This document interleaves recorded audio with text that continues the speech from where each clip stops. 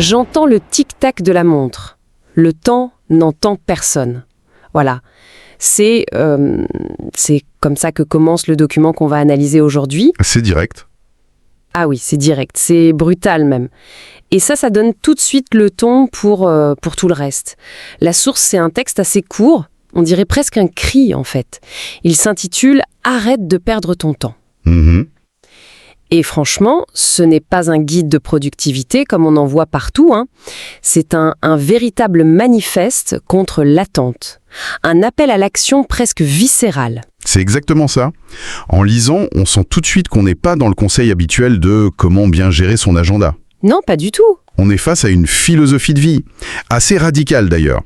Une philosophie qui met l'action au-dessus de tout, et quand je dis tout, c'est vraiment tout, hein. C'est-à-dire ? La réflexion, la planification à outrance, et même, ce qui est assez surprenant, le rêve lui-même.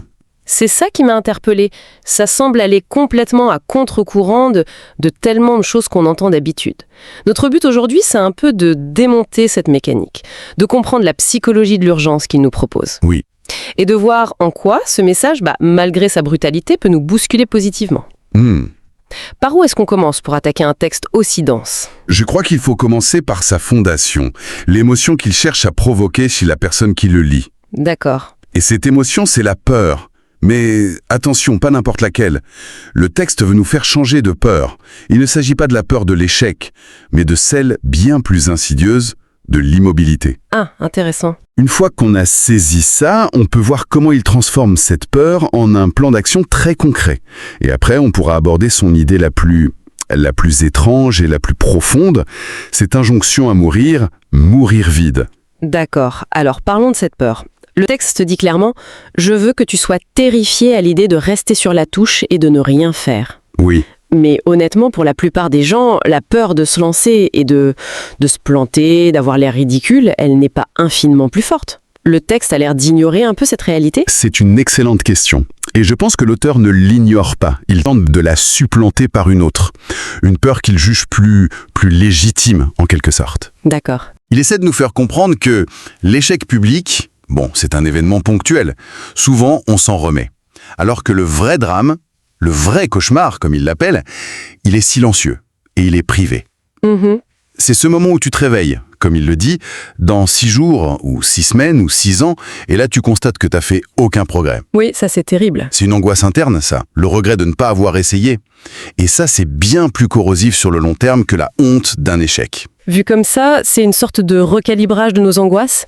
Le texte nous force à regarder plus loin que la peur immédiate de l'action. Tout à fait. Et il le fait de manière très directe, presque accusatrice, avec des phrases comme « ce livre ne va pas s'écrire tout seul »,« ces haltères ne vont pas se soulever toutes seules ». C'est simple, mais... C'est simple, mais ça remet la responsabilité entièrement sur nos épaules. Exactement. Il n'y a pas de solution magique, pas de bon moment qui va arriver par miracle.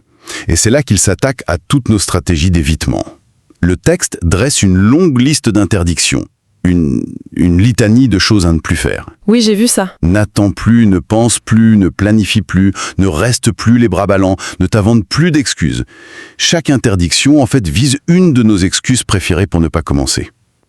Alors attendez, il y en a une qui me fait tiquer. Ah oui. C'est le « ne pense plus ». C'est quand même un conseil hyper dangereux, non ? Enfin, on nous apprend depuis toute petite à réfléchir avant d'agir. Là, on nous dit de foncer tête baissée. Oui, je comprends la réaction. Vraiment. C'est la recette pour se planter, justement. Pris au premier degré, c'est un conseil terrible, on est d'accord. Mais il faut le lire dans son contexte. Ce n'est pas une apologie de l'acte irréfléchi. C'est une attaque en règle contre ce qu'on appelle la paralyse par l'analyse. Ah, la fameuse analysis paralysis. On connaît tout ça, hein. On passe des semaines à faire le plan parfait, à peser le pour et le contre de chaque détail, à lire tous les livres sur le sujet. Et au final, on ne fait jamais rien. Voilà. Le plan devient une fin en soi. Une manière très très sophistiquée de procrastiner. C'est une façon de se donner l'illusion d'être occupée et productive, alors qu'en réalité, on n'a même pas fait le premier pas. Précisément. L'auteur suggère que cette surpréparation est une forme de peur déguisée en intelligence. Et c'est pour ça qu'il enchaîne immédiatement avec « prends le risque, fais le pari, fais le premier pas, agir maintenant ». D'accord. Il défend l'idée que l'action, même imparfaite, est infiniment supérieure à l'inaction, même parfaitement planifiée. Parce que c'est seulement dans l'action qu'on apprend. Qu'on apprend, qu'on ajuste, qu'on progresse. Le premier pas, même s'il est un peu de travers, c'est le seul qui crée du mouvement. D'accord, donc le texte nous convainc que l'ennemi, c'est l'immobilité. Il nous met cette peur au ventre. Mais une fois qu'on est terrifié à l'idée de ne rien faire, comment est-ce qu'il nous guide concrètement ? J'ai été frappée par une de ces injonctions qui m'a semblé d'une violence rare. Arrête de rêver. Rêver, c'est terminé. Ah oui, c'est une phrase choc. Franchement, pourquoi une telle attaque contre le rêve ? C'est censé être le moteur de toute ambition, non ? C'est violent, c'est vrai. Et si on s'arrête là, on peut penser que l'auteur est juste un cynique qui veut tuer toute ambition. Mais en réalité, il ne s'attaque pas au rêve en tant qu'objectif. Il s'attaque à la rêverie passive. Tu vois ce moment où le rêve devient un refuge. Ah oui. À un endroit confortable où l'on s'imagine avoir réussi sans jamais avoir à affronter la sueur, le doute et le travail du monde réel. D'accord. Le rêve qui se substitue à l'action. C'est ça. Donc ce n'est pas de but, c'est arrête de te contenter d'imaginer le but. Exactement. Et pour nous forcer à sortir de ce brouillard confortable, il utilise une méthode choc. Il exige une précision quasi militaire. Fini les grands concepts flous du style « un jour je monterai ma boîte ». Non, là il est très terre à terre. Il pose des questions brutales, des questions de concret. J'ai besoin de précision. Tu fais quoi lundi? Tu fais quoi mardi? Tu fais quoi mercredi? Il nous force à transformer la vision lointaine en un plan d'action pour les prochaines 24 heures. C'est ce passage du macro au micro. C'est moins glamour que le grand rêve, c'est sûr. Beaucoup moins. Mais c'est sans doute la seule façon de le rendre réel. On ne construit pas une maison en la regardant sur un plan, mais en posant la première brique. C'est la métaphore parfaite. Et le texte utilise une image similaire. Il est temps d'assembler les pièces de ton puzzle. Chaque action concrète, planifiée, c'est une pièce que tu poses. Et ce n'est qu'en posant ces pièces, jour après jour, que l'image globale finit par apparaître. Le grand rêve est trop intimidant, l'action de demain matin à 9h, elle est faisable. C'est ça qui met en mouvement. Et pour nous garder en mouvement, il revient sans cesse sur l'idée du temps qui passe. Il nous balance ce chiffre, il y a 86 400 secondes dans une journée. Oui. C'est un grand classique des discours de motivation, ça. Est-ce que ça apporte vraiment quelque chose de nouveau ou c'est juste une façon de mettre la pression ? C'est un classique, mais la façon dont il l'utilise est intéressante, je trouve. Il ne dit pas seulement « chaque seconde compte ». Il dit « ce qui nous diffère est ce que nous faisons avec ces secondes ». Ah oui ? Il présente le temps comme le grand égalisateur. Peu importe d'où tu viens, qui tu es, chaque matin tu reçois le même capital, 86 400 secondes. La seule variable, c'est ce que tu en fais. Ça enlève toutes les excuses. Toutes les excuses liées au talent ou à la chance, oui. Pour tout ramener à une question d'investissement délibéré de ce capital temps. Mais cette pression constante, ce chrono qui tourne en permanence dans la tête, ce n'est pas la recette parfaite pour le burn-out. Vivre avec ce sentiment d'urgence martelé en permanence, tu dois être sacrément pressé, le temps commence à manquer. Ça a l'air épuisant ? Ça peut l'être, si on l'interprète comme une panique désordonnée.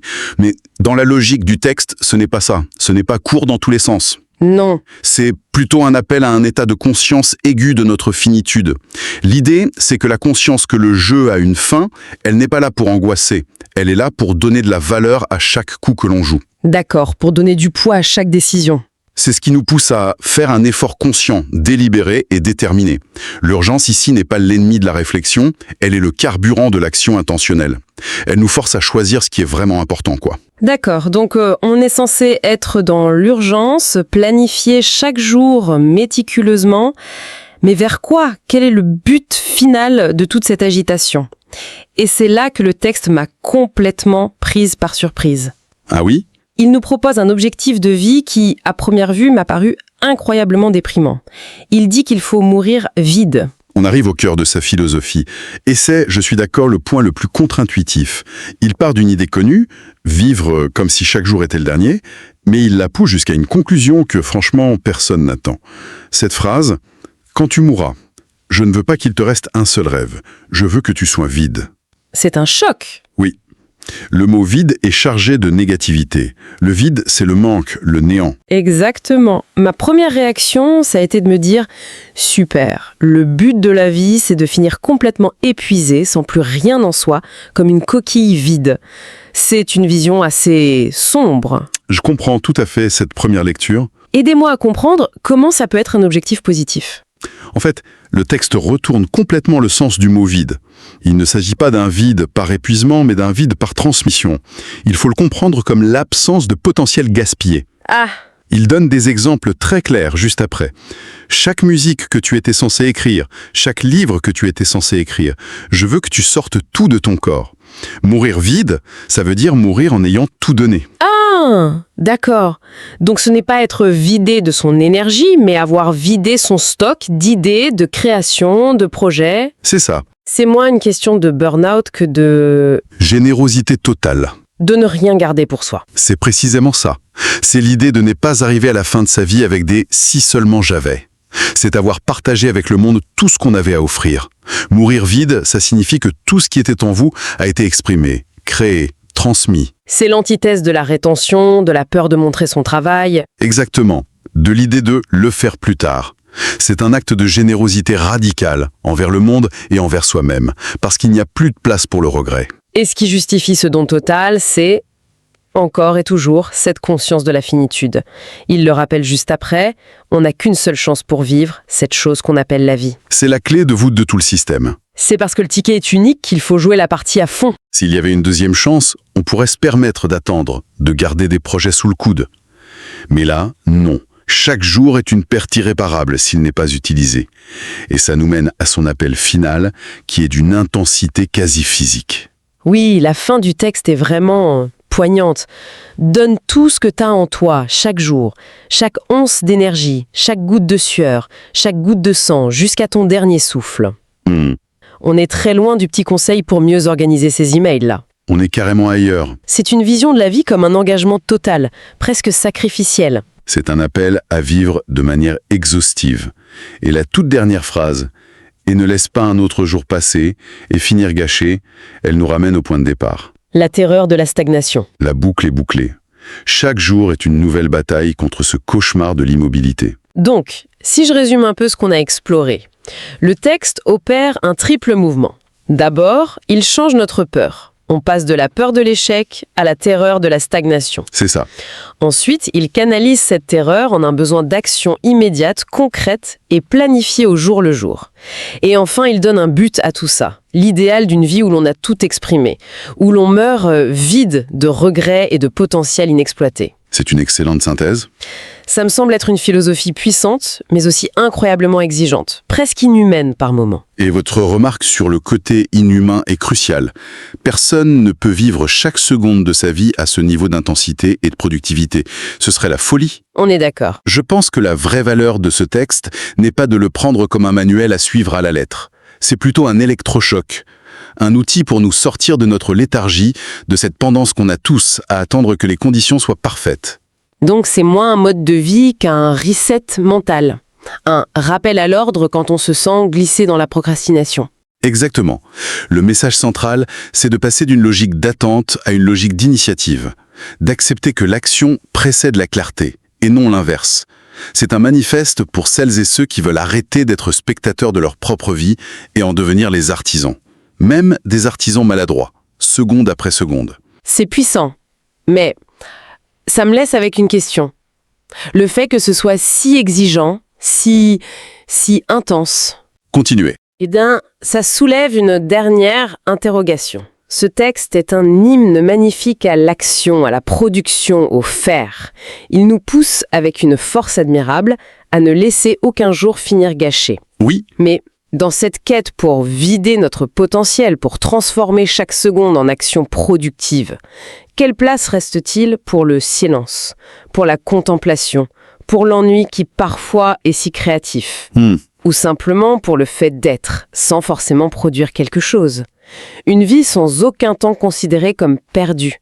Est-ce que ce n'est pas, paradoxalement, une vie où il manque quelque chose d'essentiel? c'est une question que le texte ne pose pas, mais que sa lecture intense nous invite, c'est vrai, à considérer.